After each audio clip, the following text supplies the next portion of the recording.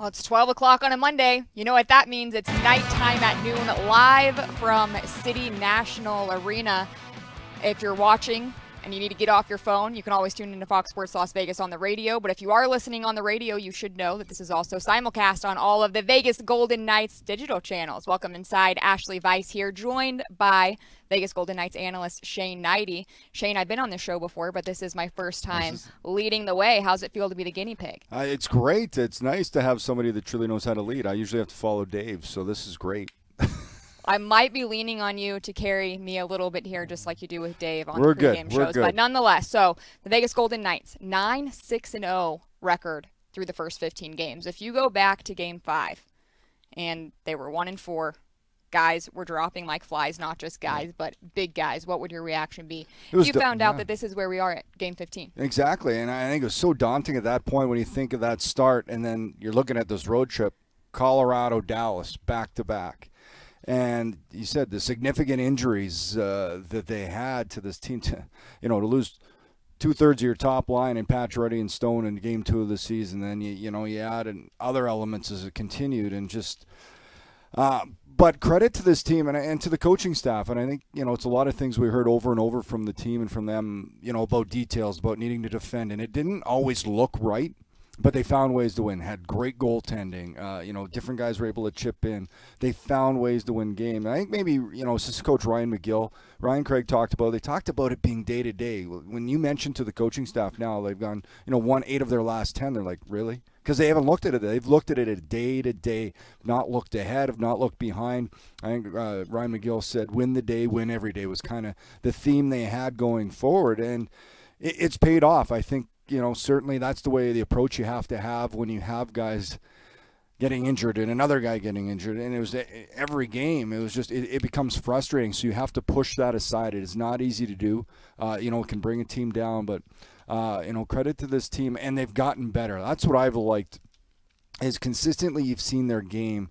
And Pete DeBoer talked about it being a process. They, early on, wins and losses are always important. It's a win league, but at the same time, it's a long season and about getting their game in the right place. And I think they've taken the right steps there now, and we've seen it over the last few games. It's just gotten better. You talk about the process over results, and you talk about what Ryan McGill said to us, the win today, win every day, taking it one day at a time. But I think about myself, and I'm the kind of person who, if I start a new diet and I say, okay, I'm going to eat healthy and work out, and see what happens. 5 days later, I'm not seeing the results. I'm like, see ya, where's the pizza? Yeah. So having been a player in the locker room before, what does it take to actually buy into that? I think results, without question, make it a lot easier of a sell for the coaching staff about what they're doing and how they need to play. You want to see results, and it's one of the things you hear the players, stay the course. It's kind of a lot of terms along those lines that they'll use because, and that's it, and that speaks to leadership in the room. You can't get down. It is a long grind of a season in the NHL with 82 games, and you don't want to look too far ahead. You can't dwell on the past. Bad games are going to happen. Mistakes happen every game on both sides of the puck. But it's about worrying about that next shift, being ready to go. And I think, they've got a veteran group in there. They know how to handle things. And we've seen, I've liked the way different guys have been able to step up, obviously led by some of their veteran players, Pietrangelo, Jonathan Marchessault, red hot.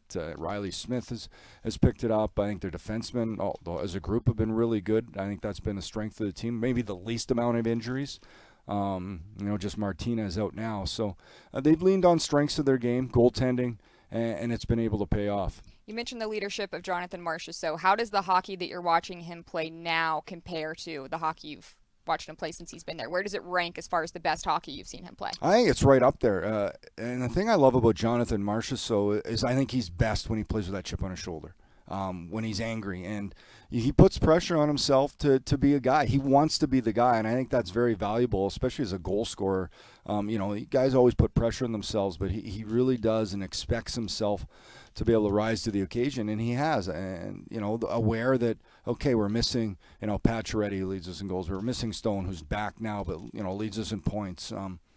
I've got to be the guy. I need to do that little bit extra. And it's not just one guy. They have to do it collectively. But I love how he puts that pressure on himself, and he's been able to answer it playing some of the best hockey we've seen. 7 goals in 6 games for him, and Pete DeBoer mentioned post-game that these aren't just goals. These are game-changing goals at just the right moment. So kind of what you were saying, he plays with that chip on the shoulder. He gets frustrated, and then he steps up when it matters most. A big part of the reason that they're on a 3-game winning streak, that they've won 8 out of the last 10. But what stands out to me is also that they're winning in different ways. Yep.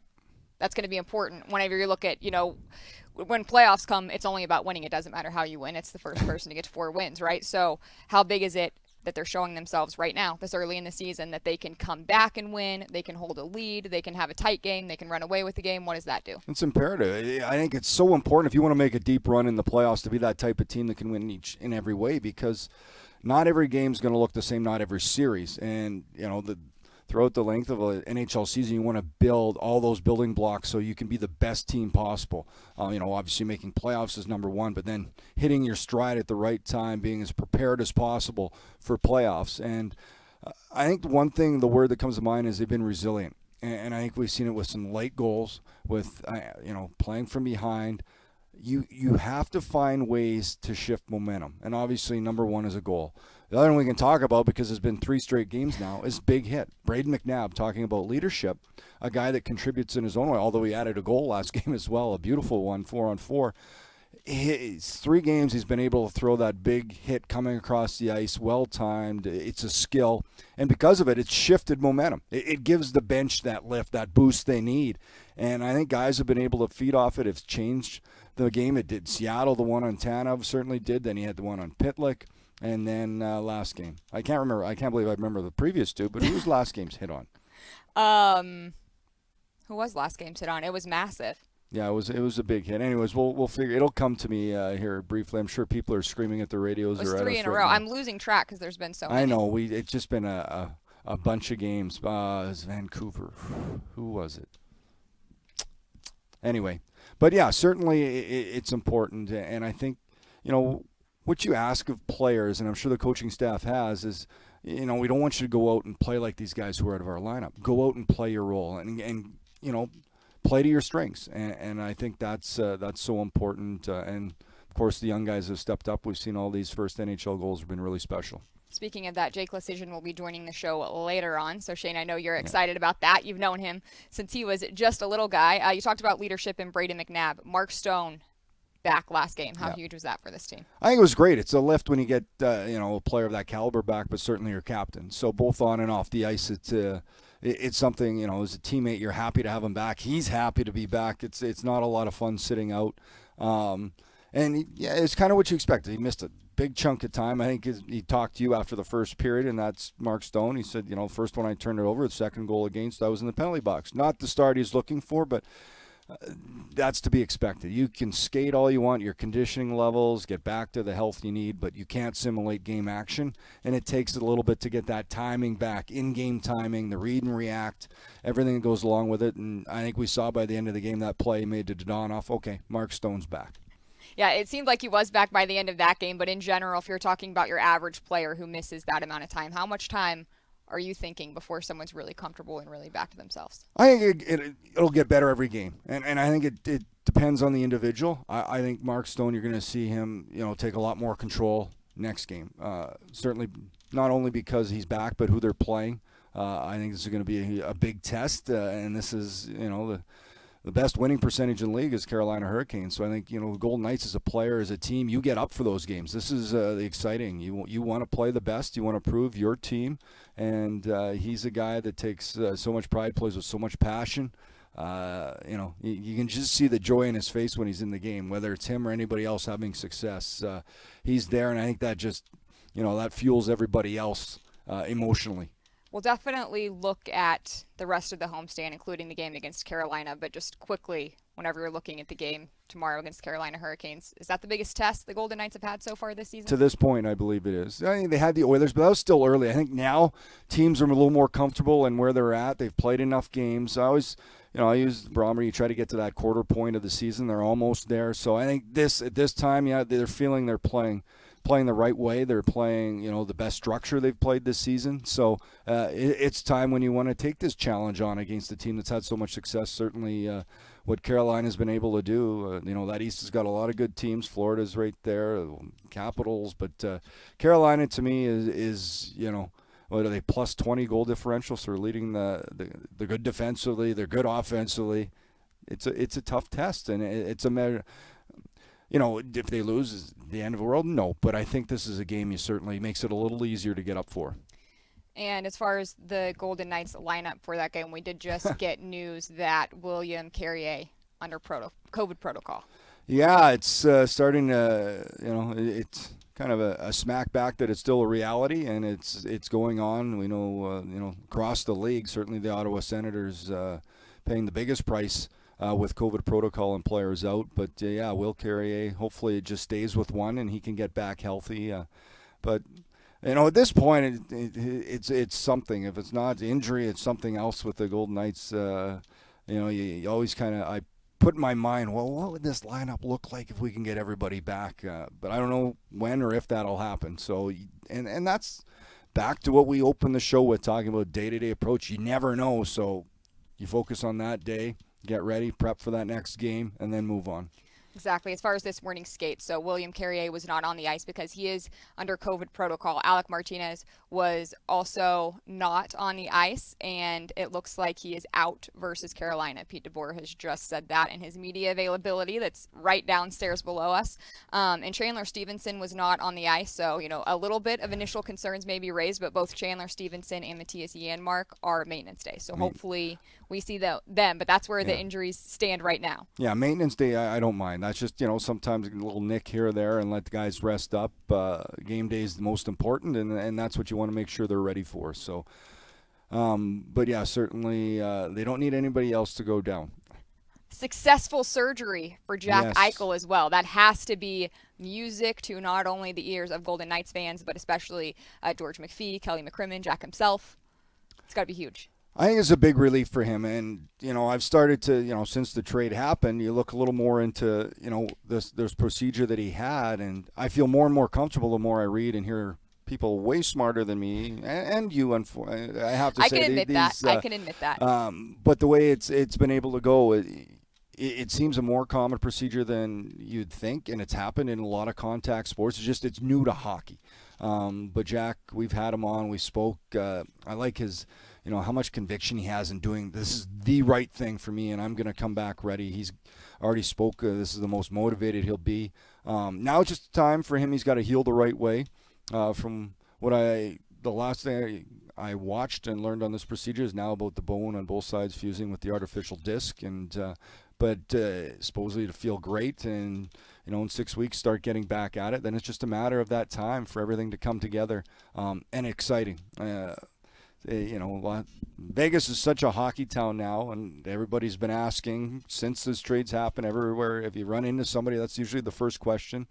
And I just say this guy is world class. He's elite, and I can't wait. We've got a long stretch here until he can be ready. But it's going to be exciting times. The things he can do on the ice. He's a game breaker, game changer. He makes players around him better. He makes your team immediately better. It's going to be exciting. But right now, great to hear the surgery went well. Now it's a matter of that recovery process and him just taking the right steps. But he's a motivated young individual. I think he'll heal quick and be ready to go here in whatever the time frame is, 3-4 months.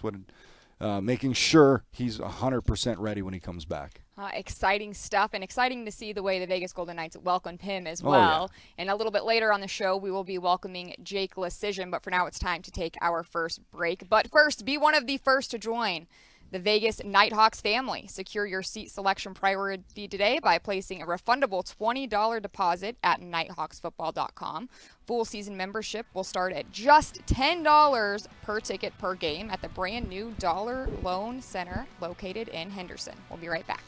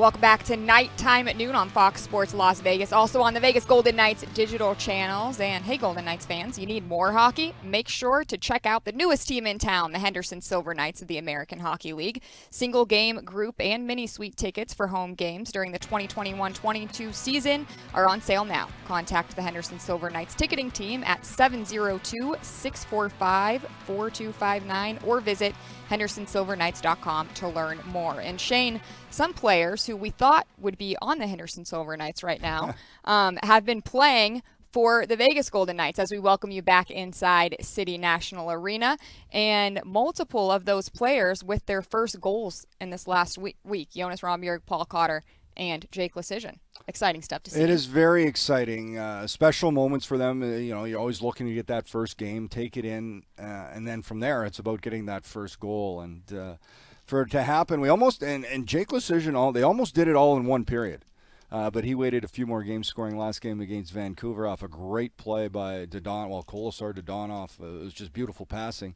But yeah, and I think it just speaks to the organizational depth that they've been able to bring these players up, guys that normally wouldn't have got maybe one or two, but we've seen them all come up. And I think Paul Cotter, who was back with Henderson, but and not just like tip in goal, like it was beautiful goal. Cotter started it off, great little play under the stick. You see these guys do it so much on a defenseman. And then Rondbjerg right after it, a beautiful goal by him. And Jake Leschyshyn not only getting a goal, he started with his first assist, great play driving the net on a goal, and then gets his own goal. So, a memory none of those guys will ever forget. And certainly it's good to score that way. None of them will need to embellish their stories. Well, do you need to embellish your story? Probably. I want to hear the story about your first NHL goal, Shane. My first NHL goal was in Ottawa. 2001. I took a little long. I was a defenseman, so I waited at least half the season. You don't want to set the bar too high. No, I was just a slap shot coming down the right wall from about top of the circles. Went over the right pad. It was a good shot. The goalie was Steve Passmore of the Los Angeles Kings. I think that put us up 4-1. We went up 5-1 and lost 6-5, and I was -3. So it was good. But at it that was moment. Your first NHL goal, It was my first Shane. NHL goal, so I was excited at that point. I think it was 4-1, and then it was 5-1, and then by the end of the game, I wasn't that excited about my goal. But that happens. I am now when I look back. And they lost my puck. We've told this story. You probably haven't heard it, Dave. They lost your puck, so you're not putting it in your room like Rondbjerg was. I don't have it. It got lost. You don't have it. It got lost. So. If anyone's out there who can locate Shane Hnidy's first goal puck, let us know. I have my first playoff goal puck. That's on the plaque, that's more important, right? Well. So I'm curious. You and Dave like to give me such a hard time about my lack of music knowledge. That would be more Dave, but yes. So I pulled up the Billboard top songs of 2001, the year you scored your first goal. Can you name the number one song of 2001? 2001. I need to hear the music, but let me take a guess. You can even think. I'll give you a couple guesses. Was it like Christina Aguilera? It doesn't look like she's in the top 20. She was big then, though, for sure. Yeah. Any guesses? No. What was it? I'm interested. I'm curious. Number one, Hanging by a Moment by Lifehouse. Lifehouse. Good song. You know that one? That's kind of a tough guess. That was a band I liked. That's a difficult guess. Fallen by Alicia Keys. All for You, Janet Jackson. Okay. My personal favorite in the top 5, Drops of Jupiter by Train. Okay, so next time we'll get Dave to do, see if he can we'll even play the music. He won't be able to guess one of those songs. He won't be able to guess any of them. He might get the Lifehouse song, but he has no chance on the others. I should also say, no one quote me on this because this was all Wikipedia. I went to Billboard.com or whatever the official. It only let me go back to 2006. Yeah. Craziness. So we're talking about those first goals. Jake Leschyshyn coming up. You talk about how it speaks to the organizational depth. You knew Jake. Yes. Growing up. Well, I knew before he gets here. Do you have any good Jake Leschyshyn stories? I don't want to embarrass him once he gets here. No, I don't know if I have many. I think he was, your typical little boy at that time. I had daughters, so I just remember them running around the family room at games, and his parents, Curtis and Laura, were friends of ours. His dad was my defensive partner in Ottawa, and. You always saw the kids running around, but I don't know if I have a particular story about him. I think, there probably was times when he was I don't know if he was a bully, but he was a boy.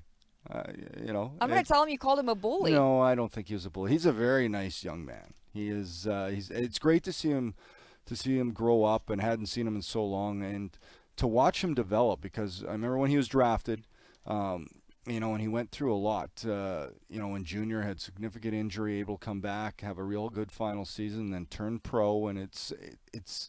I love seeing the development process of these players. You get your high picks that you think are, sure-ins, and it's not always the case. It's the other ones that work their way in, spend some time in the American Hockey League, and then it's about grabbing hold of that opportunity, which we've seen with Ron Beer. A lot of these guys, when you get that call, what can you do? And I think the one thing that Jake does really well is he thinks the game. He's a very intelligent player, responsible, and playing to his strengths, and then now starting to add more layers to the game. And I think, confidence is key for any player, whether young or old, and a goal certainly goes a long ways for that. He'd come in focusing on his strengths, but now to be able to add some offense and chip in, and you feel a bigger part of it, you take a bigger chunk away with you of that victory, and that's good for a young player to have. And I think it's going to help him here as he moves along. But him and all those guys that've been able to come up, and it's the growth pattern for them now is just it's taken a couple steps ahead.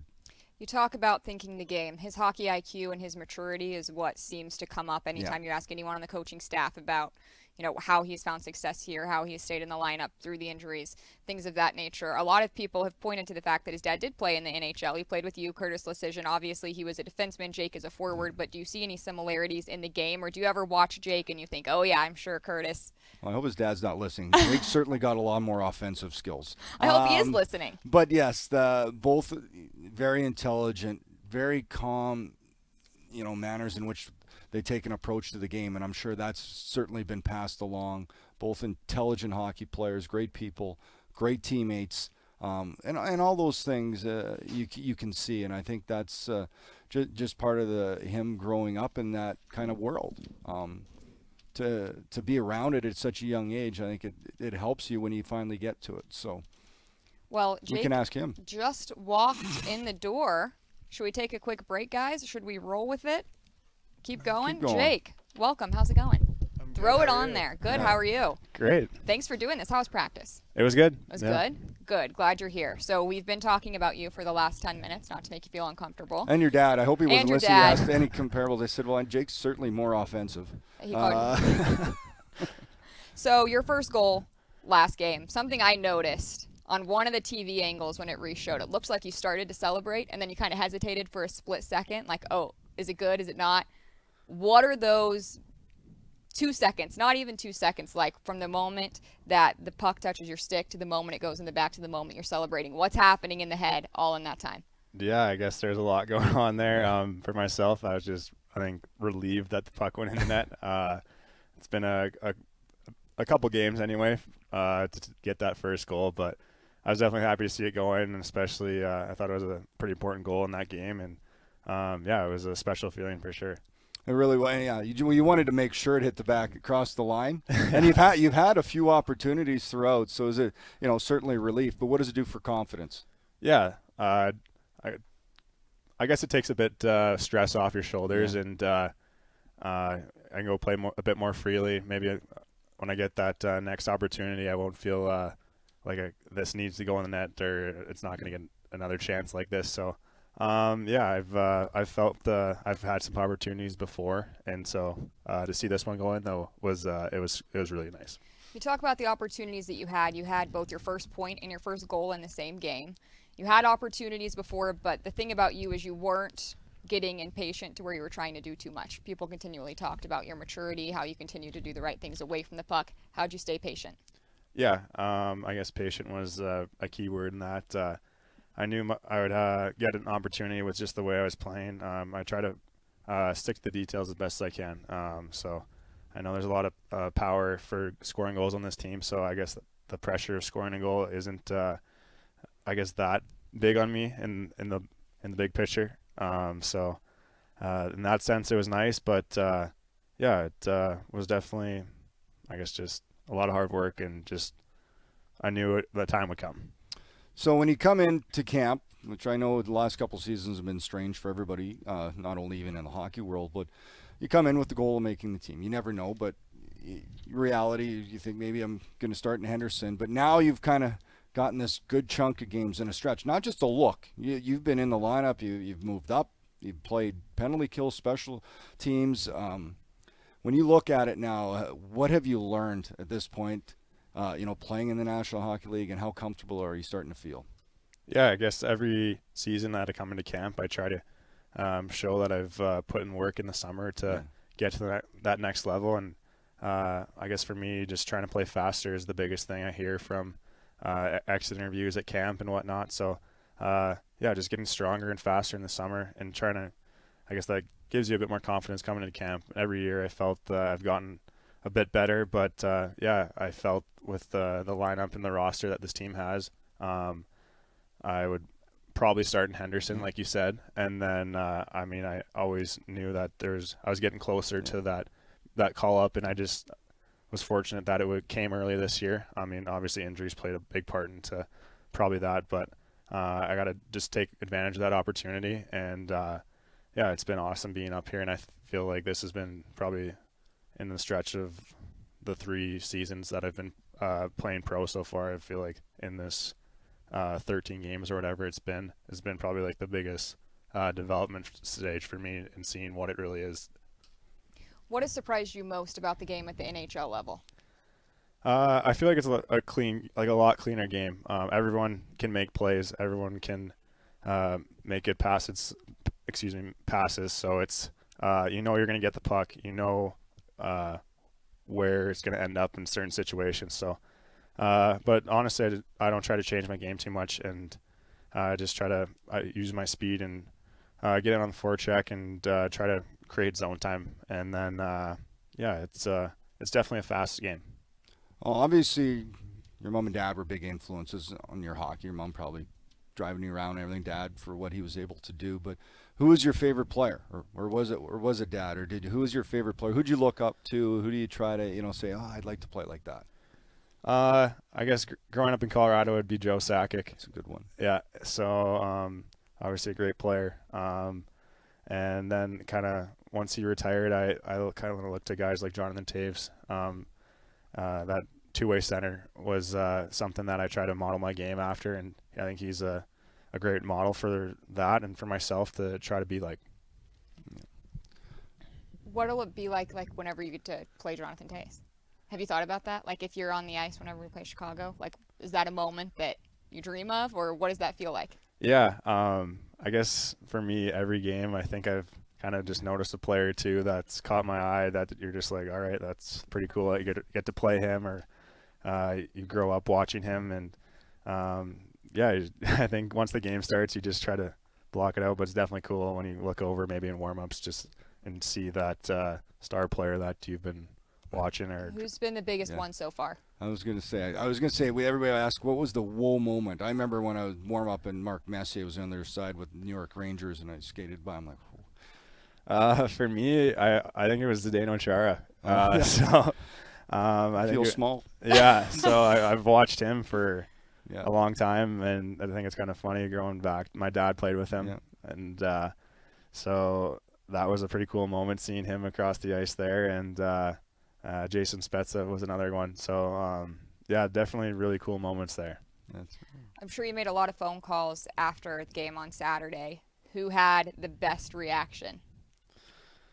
Oh, gosh. I had a lot of my buddies back home. They were all really excited for me. I think they've been following along since I've been up here, and I think everyone was just thrilled. So I had some funny videos of just reactions to the goals and Snapchats, and there was just a lot of friends that all gave me good congratulations. Were they gathered somewhere in Saskatoon? No, was there a spot, or were they just in their house, or was there a meeting place to watch your game? No, most people are just at home, and I guess the last game was Hockey Night in Canada game, so that was I guess easier for a lot of people to watch. So not a bad place to do it. First goal. Yeah, that was definitely the time to do it, I think.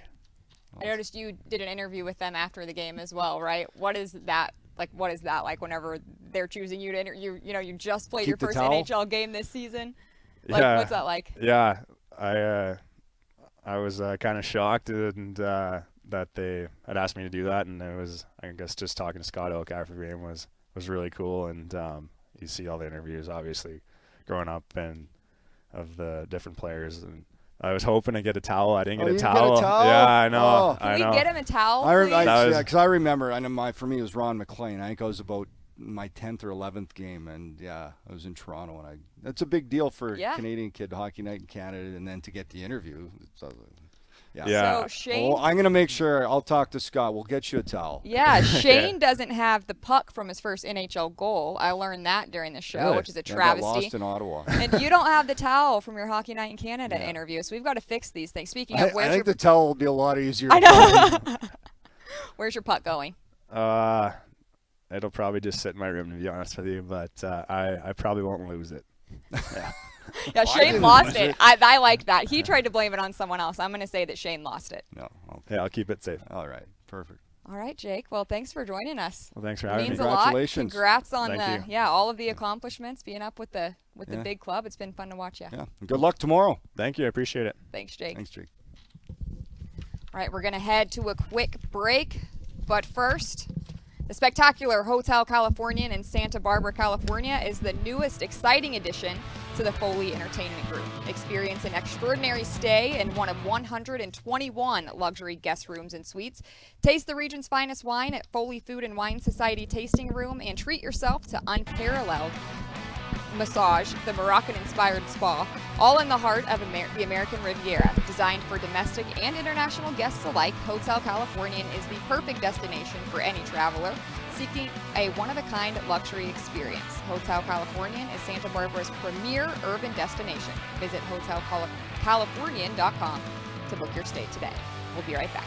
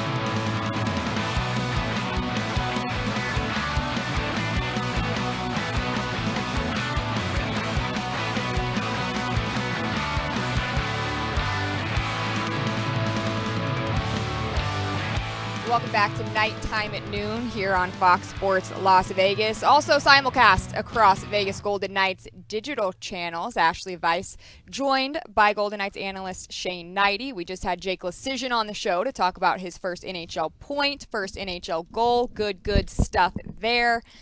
Big part of the win last game. It was a huge goal at a huge time. Part of the reason that the VGK are 3-0 on this season-long 6-game homestand, but a big challenge as they look to stay undefeated on this homestand tomorrow, Shane, facing the Carolina Hurricanes, 11-2 on the season so far. Yeah, there's not much error in their game. Great start to the season for the Hurricanes, considered to be one of the favorites out of the East. It's going to be a tough challenge. I think these are those games, those players as a team you get up for. Golden Knights playing, their best hockey of the season. It's the time you want to have this. You want to go up against a team like Carolina and have success. Take advantage of home ice. I think that's been another thing that's been very important. This homestand, they've talked about, banking wins here with these injuries as guys hopefully start to trickle back in the lineup. We saw Captain Mark Stone come back in, and hopefully that continues on the right side of things, getting guys in, not guys out. But wins are important, and they've shown that, despite these injuries, guys have stepped up.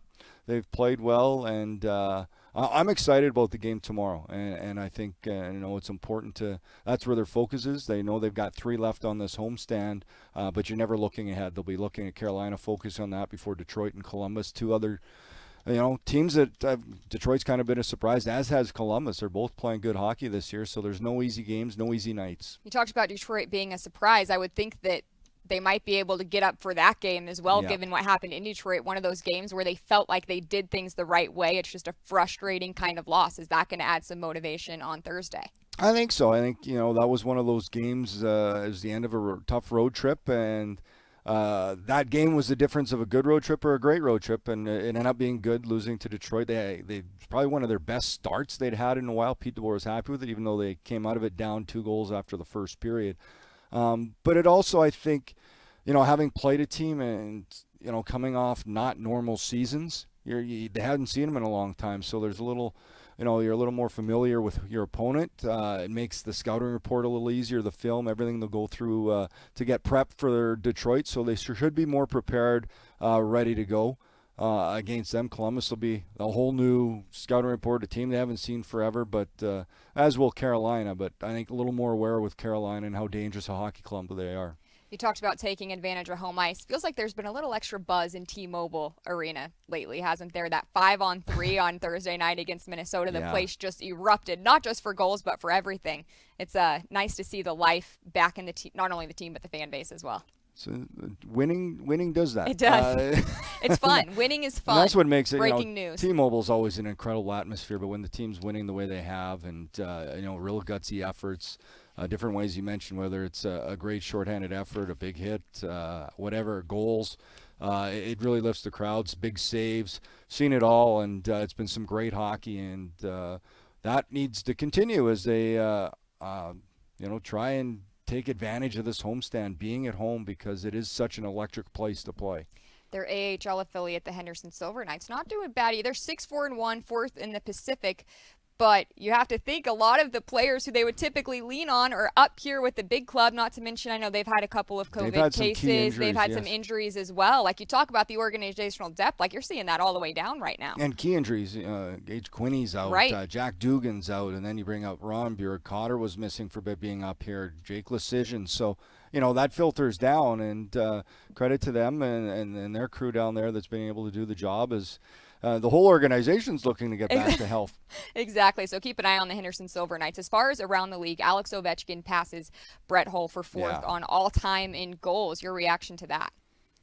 I knew he was going to get. It's just surprising the play, the way he's playing this year. He's missing his key setup man and Nicholas Backstrom, who's out.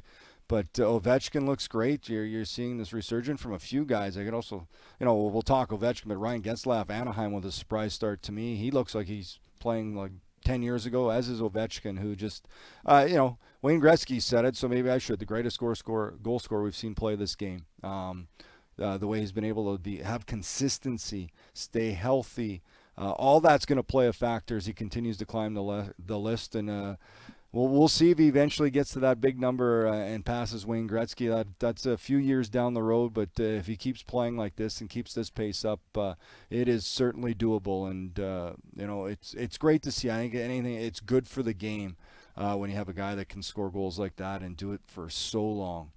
Brett Hull sent a nice, funny little Twitter message to Ovechkin, a congratulatory message about passing him. I'm curious, you said it's good for the game, and it is, and all of this, stars and former stars of the league want things that are good for the game, but if you're any of those guys in the top 5, are you kind of like, dang it? Well, I wouldn't know that experience. I'm nowhere near the top 5. I don't think so. I think guys, when you play the game, and these stars love the sport, you have a passion for the game, and you want to see the game continue to grow and have these elite, fantastic players come into the league and do incredible things. And I think it's encouraging. If you're going to get past, you tip your hat to those guys that are able to do it, because you know how hard it was.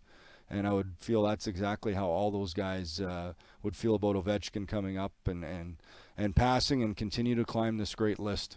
We talked about being a defenseman in the NHL. Sidney Crosby has returned to the Pittsburgh Penguins. Give us a little inside scoop. What's it like to actually defend a guy like that? Well, he's so strong on his skates. He's not tall, but he's got like a low center of gravity, really powerful in the corners. Hard to check. He's a smart player. I know not a great start last night. They lost 6-1 to Ovechkin in the Capitals, but Crosby's another one of those players, a Hall of Famer, great for the game, a winner, 3 Stanley Cups, but very powerful, very smart. You have to watch because he makes plays, so well, either forehand, backhand, ability to draw. He almost draws in the check, and then he can spin out because he gets low, and it's why he is who he is. He's one of the best. And Edmonton Oilers still doing what they're doing, still leading the Pacific Division, still extremely dangerous. But what I find interesting, they are 11-3, 22 points. It's early in the season, of course, but you look at how dangerous they are. At the beginning, whenever the VGK went 1-4 to start the season, it was like, oh my gosh, they're already how many points behind Edmonton? Only 4 points back of Edmonton now. And you want to keep them in sights, and that's why this homestand very important. That's why tomorrow night's very important. I think the Golden Knights need to continue to rack up the points, keep it close, and hopefully they can get back to a healthy lineup at some point. But that said, you can't have all your hopes hanging on that. You've got to worry about the game now. You've got to pick up the wins and be competitive, and they've been able to since that start. It's been a great 10-game stretch here, going 8-2 for Vegas. And that said, they still got to push forward. You got to continue down that path to win. You can't just be you can be happy, but you can't be satisfied. If you could point to 1 or 2 things that you've liked from Vegas over the last 10 games that they need to continue through this homestand, what are those things? I think I'd go over these last 3 games. I think they've been a lot better defensively. The shots against have come down other than last game, but better there. I think, because when they play good defensively, they're able to generate more offensively because you're out of your zone quicker. I think their neutral zone is getting better. I know they tweaked some things with their system. They worked on it today in practice from what I saw. Their neutral zone really kind of shut it down, create turnovers, because they've always been a good transition team and play with pace. I think when they can get in, real good movement on the offensive end. They just look like the game's come along, and it does. From the start, you want to continue to build your game as the season goes along. Certainly you deal with the adversity that comes with you, but it's always about that process of getting better, as Pete DeBoer said. And they just look stronger in all areas, more structure to their game. Great analysis, as always, from Shane Hnidy. And we have one more break ahead. Whenever we come back, we'll answer some questions. We'll see you soon.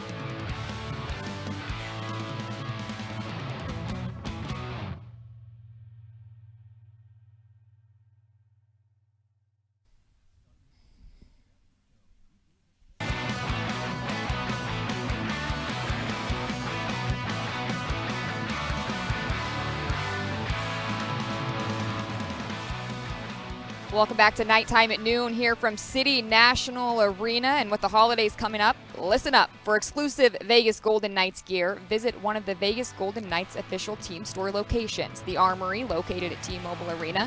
The Arsenal, located here at City National Arena. On our website, vegasteamstore.com, or on social media at VGK Gear. And as we welcome you back inside Studio 31, once again, I'm Ashali Vise with Vegas Golden Knights analyst Shane Hnidy. In case you missed it in the first segment, we let you guys know that William Carrier is under COVID protocol. Yeah. That brings me to something else happening in the league right now. The Ottawa Senators having a pretty severe COVID outbreak. Just announced their games are postponed until at least November 20th. A couple of things to talk about in regards to this. First of all, you hope everyone's okay. Yeah. Second of all, you hope that is isolated to Ottawa. And lastly, they're going to have to make up those games at some point, and it's already pretty condensed schedule. Yeah, and according to the league sent out, they've shut down training facilities, have been closed. In fact, immediately remain closed until further notice, and the league is in the process of trying to reschedule those games. So, and it's at least through November 20th, so it could possibly be more. It's very unfortunate, but it's also a hard reminder that these are the times we're still in, and COVID is still a reality. So you hope everybody's okay and they can get back to resuming play as soon as possible. Absolutely. And I tweeted out for you guys to ask some questions for Shane. I have a few of them here now. First of all, Shane, I don't know if you're willing to share this publicly, but someone wants to know what your handicap is. And this is on air, so don't lie about it, because someone might be playing with you in the future and be like, oh, so golf. I thought that was yeah, golf, it depends. It varies. I'll go I'm probably around an 8 or a 9. That's not bad. It's not bad. It could be, some days it could be a 15, some days it could be a 5 or 6. It just depends on the day. I haven't gotten out on the course with any of you yet. How does that rank among the other Golden Knights broadcasters? Oh, I can beat them. Yes. All of them? Yes. All right, who's the worst? Oh, if I'm going to be putting some money down, who should I be? Who can I beat? I think well, Dave's pretty good. Okay. I think Darren's decent. Gary can play. Gary's a really good putter, but I would say that would be your best chance. Okay, so he's your guy in a And scramble. he beats Duva. I don't think Duva golfs. There you go, Dan Duva. Nice. Hopefully he's Sorry, not Dan. listening to this. He doesn't And golf I can very sneak much. up Yeah, on you him. can take him there. We'll set the match up. Awesome. Another question. Why don't we have a team puppy? Shane, I'm going to let you take this one because we need a good explanation. I don't have one. That is I can't answer that. Why don't we? I already have 3 dogs of my own, but I think there should be. Yeah, that would be. Who did it? Didn't St. Louis? You were in St. Louis. St. Louis has Barkley. I know there's Washington has a new one, Biscuit. Biscuit. Yep. Golden Knights have a lot of puppy fans. There's some dogs that make appearances, but yeah, there is not an official team puppy. We'll take that to people above us. There were puppies on the ice last week for the calendar shoot, so keep an eye on the Vegas Golden Knights website, social media channels. I saw some stuff. That looks great. Yes, animals from Vegas Roots Rescue were here posing with some of the players. That'll be awesome. If you're a dog rescue kind of person, which you should be, visit them. That's where you go. What kind of dog would you want if we had a team dog? Well, I'm partial to boxers because I've always had boxers, okay. And I think it's a great. But I'm fine with any dog. I think. Should there be one that is more suited? People can send back send to Ashali what type of dog what kind breed of would dog? be most suited. We need to have our pitch together to whenever rep we the take Vegas this. Golden Knights. Yeah, we have to have our plan straight whenever we take it. Any good hockey names you can think of? And so in St. Louis it was Barkley. He was named after Barkley Plager. But it's a dog, so Bark is what they called him for short, right? And that makes sense. And then Washington just named their dog Biscuit, obviously slang for a pup. Yes. Is there any hockey dog Well, names? it'd have to come off the Vegas Knights theme somehow. Okay. You could just name him Knight. We could name him Hnidy. Oh, no.